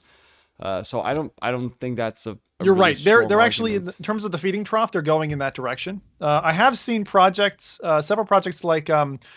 long time ago, there was a Totoro at a bus stop type thing, like these anime projects taken down. I've had dev friends, actually been issued, hey, you gotta take this offline. And so copyright owners do reach out even when money isn't involved. Yeah. But I agree with you that it acts like a catalyst, and the second money gets involved, it's just a time bomb. It's a little fuse ticking down until. Yeah. So here's the other thing, right? My biggest concern is more about, hey, I just got out of playing Deep Rock Galactic, modded version. That person, no doubt, reads this headline and goes, oh, that could be me next. What do I got to do to keep my head below the parapet? It's going to scare some devs off from even starting. Yeah, but there is a domino effect for sure. And now suddenly the mainstream gaming scene is like, oh, wait, VR. Oh, yeah, that's a thing still. And then they start to look around what's going on in the VR. Like, people start to finally, get into this bubble again that we are stuck in for so long. And they're like, wait, there's like Dr. Beef making things, and we have this guy doing, and wait, this is a mod, and this is a complete standalone game, but it looks like something. So yeah, of course this kind of is a catalyst for other things. I just hope that this guy's getting hired, and that he will exactly because that should have happened. I can already tell you this, these mods are going to disappear. Okay, maybe there's going to be a black market here and there. Also, don't be too sad, because as I said before, there are other mods out there. There's a GTA mod where you can use your full motion controls. Yeah. Of course, Farpax isn't doing what he's doing. That's another thing that can't really replace it. But there will always be someone else doing it. The job. But I'm very glad you said that. I think everyone learned from this now, I think. And plus, this is like a lot of money. It's like 20 freaking K. Yeah, 20K, what the hell? I do think that a company's response, if you want to get some social credit and strengthen your ability to take on a market that's budding, your smartest play is reach out and give the person a job offer. Be like, you obviously know how to do this. It's the only option. Come in-house, right? And if that happened before the takedown request, then I'd kind of say shame on you, because if you're dealing with that, I remember when Valve did that, they took on several of the modders from things like Counter-Strike. They brought them in-house, and then they continued to add value to the company for years after. That's the right way to do it, not not make a legal stir. Honestly, the best example we had a guy on called Nim Sony. He made Mario stuff. He made Sonic things, and then Ubisoft hired him. And now he's working on, who knows, maybe he's working on Assassin's Creed now, or the Splinter Cell game, or I don't know what, but they're working on something. And then this guy's gonna... The thing is, that person gets, usually, because of part of their contract, they get shut up, and whatever revenue stream goes to the company or whatever. You just have a very easier way to package all of that, and then you give someone a chance to further their career. And then that person as well, whatever they do well for the company, it's kind of like a mutual benefit. Yeah. Right. Yeah, and the goal you described that Luke Ross has to like make VR better. That's like indirect his resume. These games that are taken out are his resume now. So hopefully they do something with it. Although like Rockstar is a big company, maybe they're already settled with like we know they're working on things. So it could also be that they're already. But I mean, this guy is doing huge service to. But yeah, this shows that like one problem can kind of move to something else. So a content drought can result into other things, and it's a complete chain reaction of things because.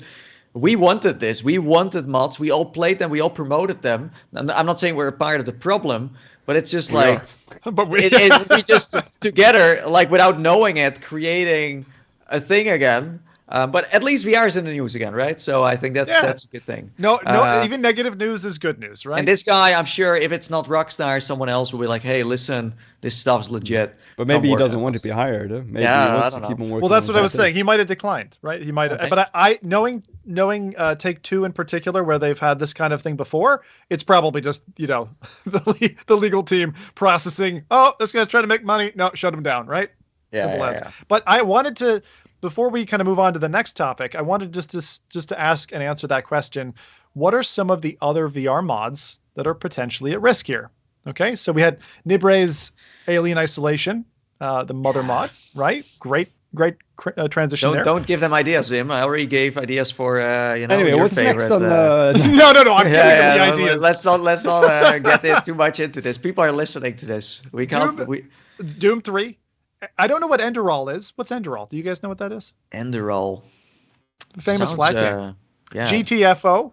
There's that. There's the Half-Life 2. Right? There's been several mods, iterations on that. Wolfenstein. MechWarrior 5. Minecraft, right? Vivecraft and the Minecraft Java edition. Morrowind. Outer Wilds. Outer Wilds, I've heard, is a great game in VR as well. Resident Evils. Multiple, And Risk of Rain 2. Risk of Rain 2 I purchased in a Steam sale because of the mod, and I haven't played it yet, but that's supposed to be awesome as well. So those are some other ones. If you missed it, Cyberpunk, GTA 5, Horizon Zero Dawn, Mafia series, and Red Dead Redemption 2 are the 5 that Luke himself has. So what do you think is going to happen now mod-wise? Are other modders like, okay, we'll just keep going. We're not asking money, so should be cool. Or you think we're going to see less now? It's kind of going to get it quiet again. We're shifting the other way again to... I think people will be mindful. I think that's basically it. This is a shot across the bow for most devs. If you've got an existing one, you're like, okay, am I making money off of it? What am I doing? Some people might tweak what they're doing at the moment, but I would suggest that most people will just keep their head below the parapet and be like, don't mention my game. So I'm sorry. I did notice that now with like a lot of AAA games, like just like a week later or 2 weeks later was a VR mod, and it almost became like a marketing thing as well, where it's like, okay, this has VR support now. But yeah, like it kind of sucks. On one side, you have someone do it, and then people say like maybe this will get them interested in doing it. But the thing is, like the pace of that is going to be way slower. So I don't know how long that's going to take. And some companies maybe will never believe in VR in the first place. So well, if you're a dev, keep your eye on the news. And speaking of eyeballs, let's go to the AR contact lens that you got to keep your eyeball on. All right. So although this next one sounds straight out of an Austin Powers movie, AR contact lens creator Mojo Vision's AR tech for your eyeball isn't simply comic relief. No, this is a substantial leap forward in wearable AR technology. The company boasts the world's smallest micro LED display, which is a discernibly minute 0.48 millimeters with just 1.8 microns between pixels. That's bloody small. It has this tiny little thing. Looks like a techie lens that you shove in your eye. It's got a 5 gigahertz radio, accelerometer, gyro, magnemometer. It runs off an ARM processor, has a medical grade micro battery that's charged wirelessly. It's a lot of tech to pack into a small little package. Today, the display is presented in a monochromatic green. Okay, and that's thanks to the science between display technology and the way our vision works. The VR veterans here might recall the neon green Elite Dangerous mod, or AnyFile hack, for better legibility in the DK2, because of how the DK2's LED display worked. You could get a sharper picture with just pure green. So the makeup of this unit is actually really interesting. The display is tiny, and it's right smack in the middle of the contact lens. But it's so small that when it's in your eye, you don't see it, but you do see the screen. The FOV, however, if there's pi max, this is pi min. Okay, it's just 15 degrees FOV. That is tiny, right? Yeah. Remember, the original HoloLens was like 40. So the display moves around with your eyes as you look around. Think about it like the follow spot on a stage, right? As the actor goes left and right on stage, the spotlight follows them. So in this case, eye tracking isn't a problem because it's kind of glued to your eyeball, right? Because you've got the contact lens in, and as you look around, and it's always sharp.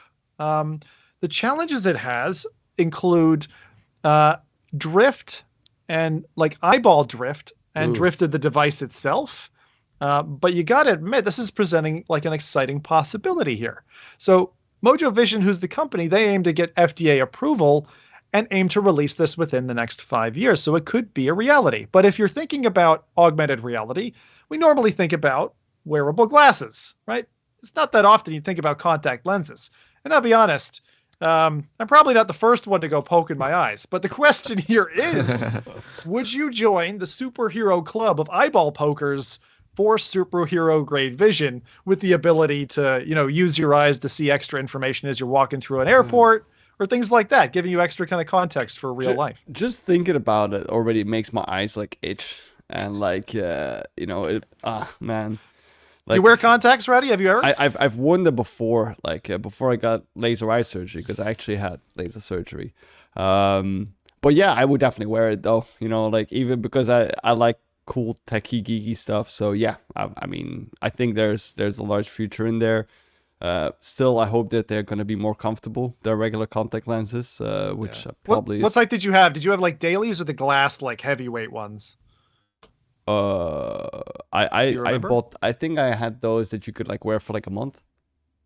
Okay, so those are kind of the beefier type. Then they're not the throwaway every day. Like it's not that it bothered me that much, but like it is a pain. Like lenses is such a pain just in general. Like putting them in, taking them out. You can't leave them in for too long. You need to clean them with the specific fluid so you don't get bacterial infections in your eyes. Like there's a lot of hassle that goes into it than just like popping on some glasses. But yeah, I mean, but no one can tell you're using it, right? Or not easily anyway. I mean, if they look you in the eyeball, yes, but if you're walking through a busy train station, no one's going to be able to tell, right? Yeah. So how do you charge? Wirelessly. It's got a wireless. Oh, you don't have to put your eyeballs into a charger with your face.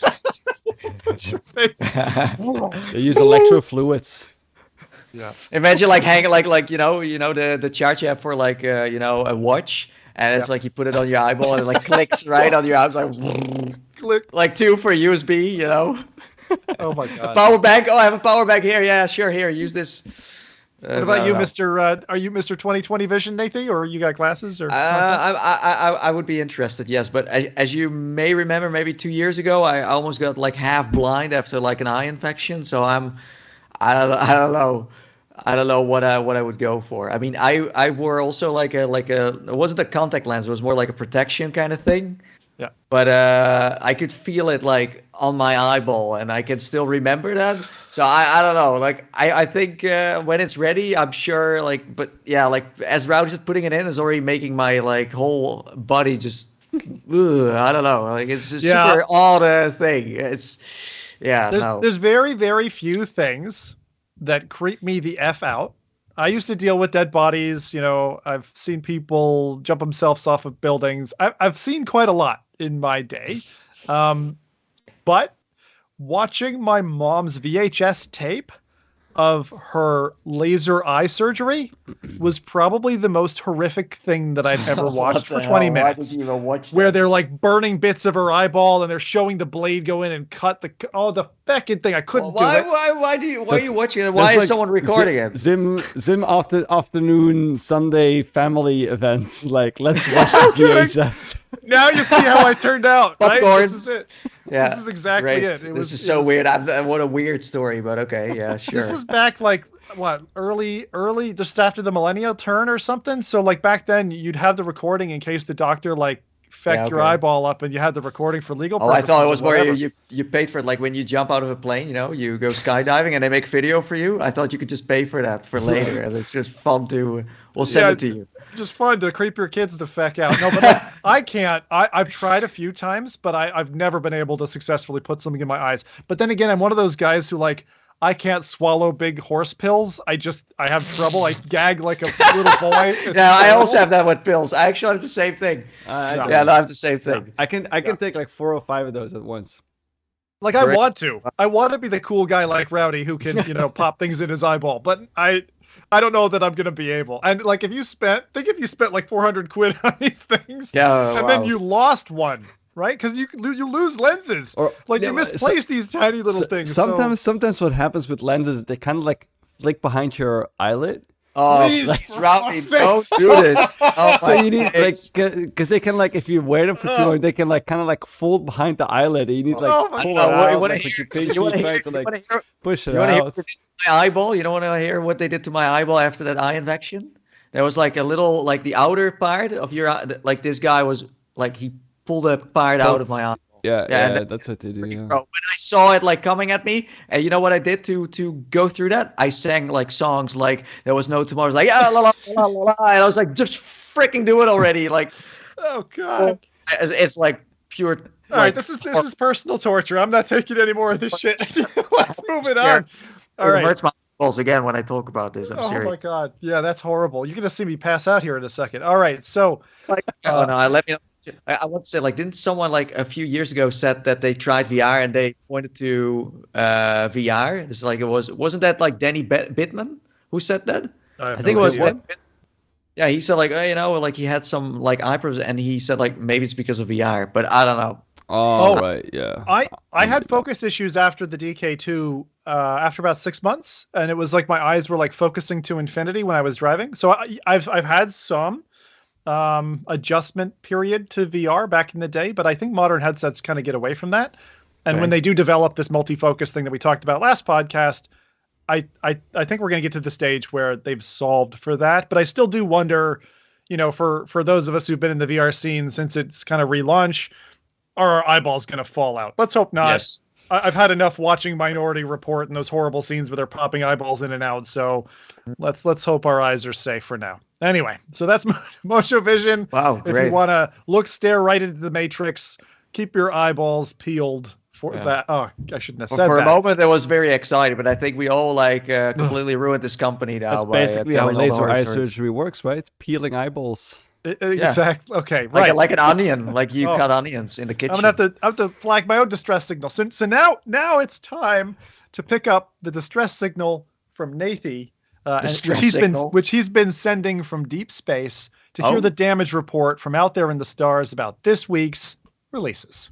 Wow. Okay. Interesting. So let's kick things off with probably one of the best looking VR games to date, and that is Kayak VR Mirage. Yes. Now, I'm sure a lot of you have seen this. It's a pleasure for the eyeballs. If you still have eyeballs now. But so anyways, so it's launching on the 12th of July. So that is next week, although I shouldn't confuse you because people watch this at any moment. If you watch this or listen to this 5 years from now, then yeah, it came out 5 years ago. There you go. But there's no price just yet. I was kind of surprised by that. I don't think it's going to be, I don't want to make any guesses, but I don't think it's going to be crazy expensive. I don't feel like this is I don't feel like, is this an early, I don't know, is it early access? Because it's only going to come out with, I think it's like 3 or 5 settings as far as I know. I got a chance to check that out this week, and a lot of people played it, I know, over the next Steam release thing, but I'm just more talking early access in terms of content. I don't feel like there's a lot here. Not a lot. That's what I'm saying. I would suspect it to be an early access release. Yeah, that's what I expect too. I didn't see it anywhere. Like on Steam, they kind of hide that away. It used to be kind of in your face. But anyways, so in this game, besides getting a salty mouth, You kayak through beautiful locations, and well, I mean, you live in the Caribbean, so you know what a salty mouth means, I guess, or it's maybe sweet water. Do you have sweet water there? Yes, no, it's not sweet. No. Definitely salty. Yeah, so you kayak through beautiful locations and where you have to physically maneuver through checkpoints to get on top of the leaderboard. It's a serious simulation of kayaking, so it will definitely feel like you got your pedals in the water and are able to control them by how it's positioned in the water. And besides doing time attacks, because it's kind of about that, it's about like doing this like a madman, getting from start to finish. But besides doing time attacks, you can also free roam and enjoy your surroundings a bit more, because there is a lot to spot, like sea life, wildlife, and you can even customize your kayak. I think your pedals and headwear. It's a stunning game, and it kind of reminds me of the National Geographic thing we had, where you would also kayak and you could enjoy the Arctic, although that was more like a story-based thing. Yeah. This is all about like speed running it. It's single player. I said it before. That's maybe a little bit of a shame because it would be kind of cool to do this online. But yeah, it looks amazing. It looks amazing. I mean, I hope it's not just looking amazing and it's like just kayak from start to finish and that's it. Because one thing I noticed, and I might be totally wrong here, is that you don't really like, it's always flat water, so you don't go off like waterfalls, or like you don't really go nose deep into like the, what is it called, like weld rafting or something, or the rapids. So that's and I was talking to my chat, and some of the developers were commenting on the different height water system can be very difficult from a physics implementation perspective. So that's probably the reason why it's flat water. But I agree with you. I think this is giving me a real appetite for a game, just like what we had with the climb, where we wanted to be able to climb alongside a buddy. And that's both relaxing and can be a race. Here, if you had the rapids, like, I don't know, out in Colorado or something, whitewater rafting essentially, but in kayaks or canoes or whatever, it would be really cool to do that with buddies, and even, you bump your canoes. The water physics in this game were the thing that stood out to me the most, because I think the visuals will sell it. I think the content will kind of let people down, just judging by what I played with it. I think there won't be enough for people to really sink their teeth into. But longer term, this is a game model I absolutely want to see flourish. 100%. I want to be able to kayak with buddies and stuff like that. The Go system is great, but it's not enough right now for staying power.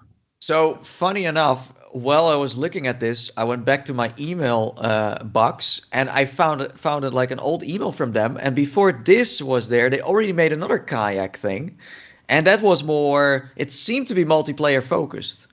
And it was like nothing like these graphics. It was very simplified, but it had more of an online kind of spirit into it.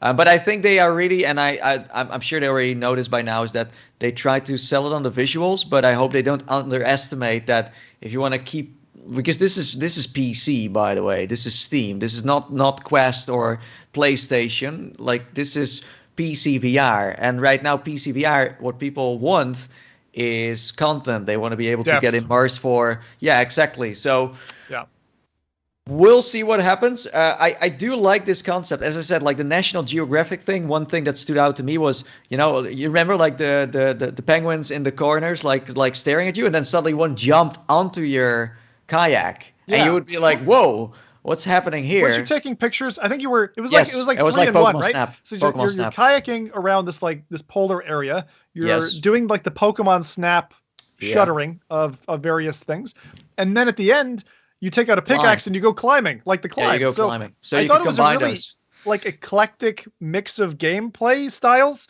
that really they should have done more of, which they didn't. They ended up just, I suppose, canning the project. But seriously, if someone records this and then puts the climb right after it, and it's the same environment, you'll get a taster for a game that is like some expedition type, or maybe, you know what they do here, like they cycle, then they swim, and then they do something.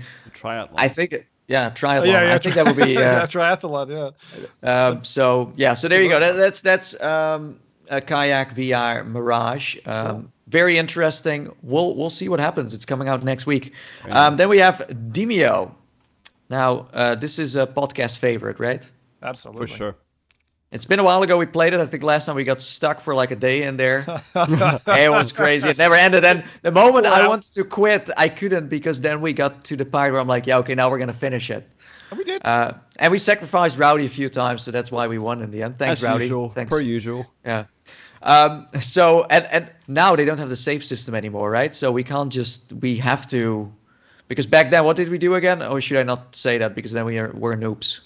Oh, no. Did we just all like die, and then we just got all our stuff again, and we just went back and we kept... It works as long as... I've been playing DMCA recently, so it still works as long as... So you have the checkpoints between one person levels. Needs to stay alive. If one person is still alive, other people can kind of type the room code in, respawn as a new character. But you lose all your gold and stuff, so you are starting from scratch. So yeah, like the thing we had before was painting like the little, what was it, like the little figurines. You can't use them in the game yet. I hope they are working on that now, because that's something next level that we have never seen in VR. That's what I call immersion, right? You paint it and then you get into the game and then you use those figures. I mean, that's something. It's just great. Anyways, they're already running into trouble with that, by the way. They posted a note about their Discord, so people were painting, I guess, things that they shouldn't on their figurines and posting the pictures of that on their Discord. So they're already running into some trauma. Oh, wow. I hope that doesn't dissuade them from putting it on. I really think that we should be having those figurines in game. I agree with you. Yeah. So there is a new update, and it's called Doubles, and this is a new mode. It's playable right now. Maybe I make it a little bit too big by calling it a new mode, because what it basically allows you to do is hop into a private game room with a friend and control a full party of heroes together. So 2 for you, and then, for example, 2 for Jim. And this is so you can play anytime. And I personally think this also adds longevity to the game, as its player base, I mean, we just got to be honest, slowly regresses over time. So this will kind of help it, because like try to find 4 people together in VR at the right moment. Especially with this game, you don't want to really play with randoms. This is a game that you invite your friends for. You really need to know that people are dedicated. I would definitely not play this with someone who just installed the game. It's like, I never played this before, Like, sorry, I can't help you. It really brings balance to the play, because that's something that I noted. Like, if I'd play with my wife or whatever, like, you'd pick the bard and the assassin, and then you'd get to a point where you just need a tank, and you don't have any tanks in your class, and so you just end up hitting a brick wall, trying a lot, like you said, just die, repeat, or... This is really going to change that. This is really going to allow you to have literally more cards up your sleeve, because if you're able to control 2 different characters with so many different options, you can play that. It just levels the playing field a little bit more for people who are just, a pair of people who are getting together to play DMCA. So what an update.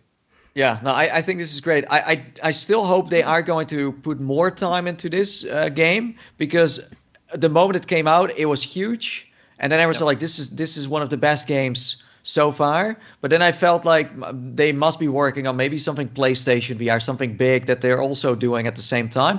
But I felt like DMCA deserves much more love in terms of updates. Man, they could sell DLCs like there's no tomorrow. They could even make more money of it. They don't have to push everything out for free.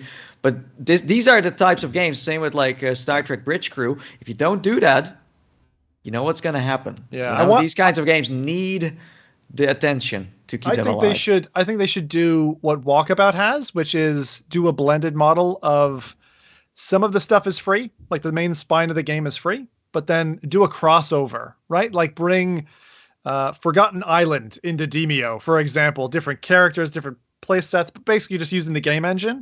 I think that would be really neat to see a conversion. They could have, for example, partnered up with Stranger Things, and they could have done something there. Sure. They could have maybe bought like the Demogorgon and they put it in as a character. It didn't have to be huge, but there are so many ways to play with the Mortal Kombat characters. Come here, come here, Rat King. Yeah, so there you go. So that's DMCA. That update is out now. There were a few other things that they also noted, like a lot of like fixes and stuff. But if you want to get into that, just go to their Twitter or go to the Steam or Quest page. I'm sure there is more there. Then we have another podcast favorite. So what do you think it is? What do you think, chat? Maybe you need to help these guys out. They look like they have no idea. It's not Tarzan VR. It's definitely not one of the new that was the favorites. one I was hoping for. Oh yeah, So close that one. Mike loves it. Mike has been preaching about this game like he's the Pope of VR for a long time. It's the Pope of VR. Yeah, the Pope of VR. He does kind of look like a pope, a tiny pope. So we have in the chat. I'm not going to say it because I know which one it is. I actually don't. This is really sad. Hey, that's weird. Like Zim actually sent me this to mention. I have no memory, and he doesn't even know anymore. Everything else went into my head. Okay, well I'll free you out of your misery here. I'll play the video. Maybe. Play the video. Shall I play the video? Are we gonna do a guessing game again here? I think. So okay, listen. So for the people who are listening, Zim, could you describe what you're seeing on the screen, even that you now know what the game is, to kind of make it still a little exciting? Yeah. All right. Okay.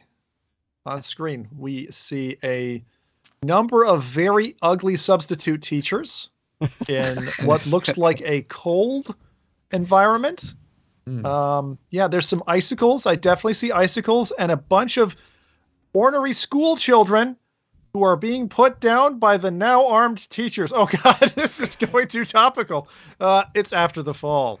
So excellent. Yeah, there you go. So I can't believe I forgot about that. Yeah, what new is coming? I forgot. That's the funniest bit. So so After the Fall got a huge patch, and this patch fixed many bugs and brought some new content as well. Actually, too much to mention, so I'll kind of go for the highlights here. So they solved the issue of players losing either weapon attachments, weapons, or harvest. They balanced out several weapons. They tweaked items and progression. And now for the content, they added a horror difficulty for only the best of the best. Holy shit. It lets you gain double the harvest amount compared to nightmare mode. And you also get 4 prototype floppies. They are guaranteed to spawn in each run. You have to fight more Snowbreed. I don't know how the quest is going to handle that because it already exploded when I played it, but sure, they just make it melt and they call it a feature. And they are way stronger. So you get more, but then they're also way stronger. But on the other side, of course, you level your weapon. So I'm sure it's going to kind of, it will still be horror possible mode? to. Do you know how hard Nightmare is? Nightmare is like, I've seen it on your stream. I know people like Skiva can take it, but as much as I enjoy it, like, oh my God, like I'm really curious. I think I would wipe in 5 seconds. I remember bringing Mike into Nightmare, and we didn't last more than about 15 seconds, I think. So to get this mode, you can't just instantly play it. You have to complete all harvest runs on Nightmare. So Zim, you're never going to play this in your life in order to unlock this horror mode. And on top of that, there are also some new skins to unlock for your weapons. So there you go. One thing that I don't know, like I haven't played this in a long time. At the start, I was kind of hyped, but in the end, I thought it was a bit too grindy, and it was constantly playing the same levels, very repetitive. I was hoping, at least in this patch, or I missed it in another patch, that they would swap some end bosses, because you're constantly facing the same, and that for me was kind of off-putting. I was like, when are you going to add that? But now they're focusing on other stuff. I'm like, just add other bosses, so it at least kind of like cycles around some other things you can fight, but that hasn't happened yet. I think it's gonna take time, right? This game didn't launch very long ago, so I think they just need time. I think they launched a little early, and they were trying to catch up later on. So that's what you see now. They're kind of playing catch up with themselves. So yeah, that's a patch that's out now. I'm sure that's why Mike is not on the show. He's just playing after the fall. He's just playing after the fall. Do you remember when Beat Saber launched their expert mode? Like how difficult that felt. Yeah. Like it was their 5th tier difficulty or 4th tier, and I think even to this day, like I find difficulty with expert beating any song on that, So I don't know. I'm glad though when developers do content for the really hardcore player base, it's a good thing. It's really good. Glad to see it. Okay, now last but not least, Boris Johnson is gone. But in return, you get PSVR sales. There you go. So yes, there is a PlayStation VR sale. Yeah, if you had to choose, I think most nerds, gamers, geeks, they would all go for the sale. So yeah, there is a British PlayStation sale, and it's on the store until like July 20th. So you still have some time. And you can check out the full list in the description below of this week's show if you want to, go really deep into this. I'll give you some highlights of the discounts we got. So you can get Dirt Rally, the Plus bundle for £5. Huh. Like, that's crazy, right? It's really cheap. Then we have Sam & Max VR for £11. The Room VR, a Dark Matter, for $12.50. Then we have The Walking Dead Saints and Sinners Standard Edition for just £20. This is for non-PS Plus members. I think if you are a PS Plus member, then maybe you get another like this kind of like £2 or something. Then we have Swordsman VR for $8.40. And then the last one I have is a hidden gem, Blind, for just £2. Blind? You remember Blind? Is that the one where you need to go by sounds? You have to tap on the floor with a little stick, and then it would send these sonar things, and then you could. So you don't see anything in VR, and you're like a bat or a wheel or something that constantly bounces. I think you make sounds, but it's a horror game, right? I don't think it is a horror game. I would have called it that. I played it, but it is scary. It's scary. Do not see anything. So you see very little. What we're talking about a game where you're blind, like we're talking about the eyeball thing. It is thankfully you don't see nothing. What you see is when you make a hit, you see the sonic wave or whatever, and so it like reveals for a short amount of time what that's echoing off. So it's kind of like I'd call it like bat vision. It's almost like you have sonar, and it's very kind of like when you wear those lenses for too long. This is how you'll see.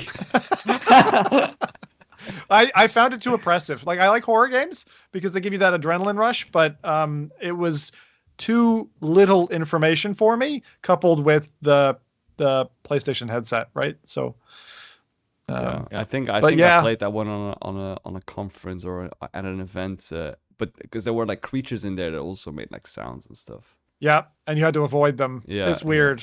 There used to be an iOS app called Papa Sangre. This is really going back. Papa Sangria? Papa Sangre, I think is what it was called.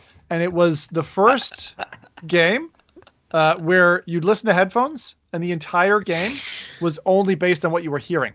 So and it was things were after you and you could hear something scratching over here. And so you have to run in the opposite direction. Really interesting if you're into mobile games, but that's a different type of immersion altogether. Talking about sounds, didn't I see you like a week ago or 2 weeks ago on stream, like lay on your chair and just humming or something, and then you were in some kind of like drug trip? Yes. It was crazy. Yes. So Sound Self it's called Sound Self, one word, a technodelic on Steam. It's normally on sale it's normal price, not on sale. I think it's about £20, which you can play in a flat mode. I've never done it that way. But the VR version is pretty cool. And what it does is it's really like a psychedelic experience because it's giving you these really interesting visuals. You basically lay at the base of a tree, then your body lifts up through the tree, and then you're in like this weird cosmic area, and it's looping sound back. So it requires an unfiltered microphone of some nature. The Quest mic, for example, has automatic suppression built in, so it doesn't prefer that mic. So you're better off if you're on like an Index or something like that. And then you can be in a reclined position or laying down position, and it just gets you into this trance state. And you do it for like 20, 30 minutes. You're making this ohm sound, almost like, I like to call it like the thing they give to pregnant women, this method of like the out breath. And you do that, and you do that again and again, and you hear time-phased feeds of your own voice back into your head, and it does the most weird thing to you. If you want to go like without taking drugs or drinking alcohol or whatever else, if you really want to feel off your rocker, go play Sound Self. It's very effective, and it will. My wife said, "Oh, so that was that awkward noise I heard emanating from the basement out that the neighbors definitely heard." So you do have to have a little bit of hilarity about you, because you will probably laugh your bottom off for the first few minutes you're playing it, but once you settle through that, it's a really good experience. And honestly, if I'm all stressed out and I do that, I feel like jelly afterwards in a really good way. So Sound Self gets my 2 thumbs. Yeah. Banned in 23 countries, right? Yeah. Should Thomas be, probably. Thomas in the chat says, Zim does a speed run with his heavy breathing. That's fun, though. Yeah, I do recommend people check that out. It's worth the money. So those are all the releases.